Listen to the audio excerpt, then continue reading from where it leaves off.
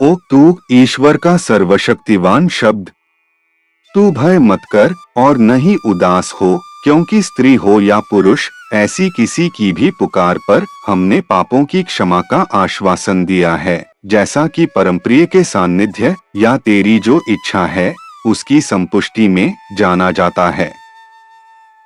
उसका ज्ञान सचमुच सबको अपने अंक में ले लेता है।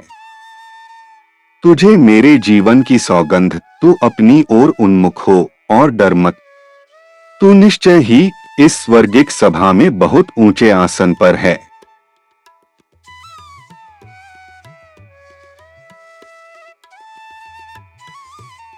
यह पवित्र लेख हमें ईश्वर के प्रेम, क्षमा और आत्मविश्वास का अत्यंत गहरा संदेश देता है।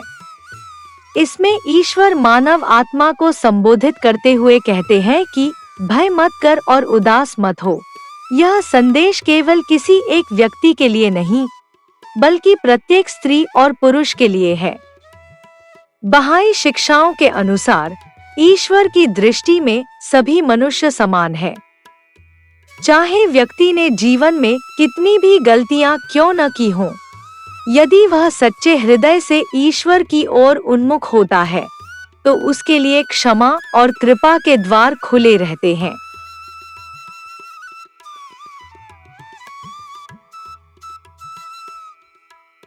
यह पवित्र लेख हमें निराशा से निकालकर आशा और आत्मबल प्रदान करता है।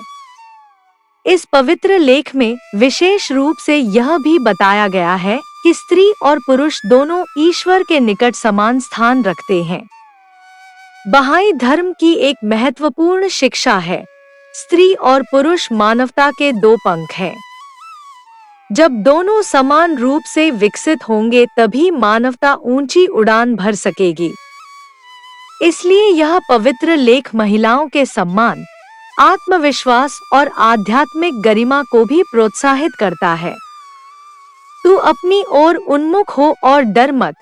यह हमें याद दिलाता है कि प्रत्येक आत्मा के भीतर ईश्वर द्वारा दी गई क्षमता और प्रकाश मौजूद है। जब मनुष्य अपने भीतर की अच्छाइयों को पहचानता है और ईश्वर पर भरोसा रखता है, तब वह भय, दुख और कमजोरी से ऊपर उठ सकता है। अंत में यह पवित्र लेख हमें यह विश्वास दिलाता है कि हम अकेले नहीं हैं।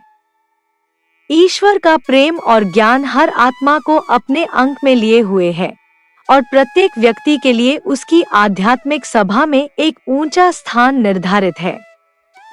यही संदेश हमें आशा, साहस और आत्मसम्मान के साथ जीवन जीने की प्रेरणा देता है।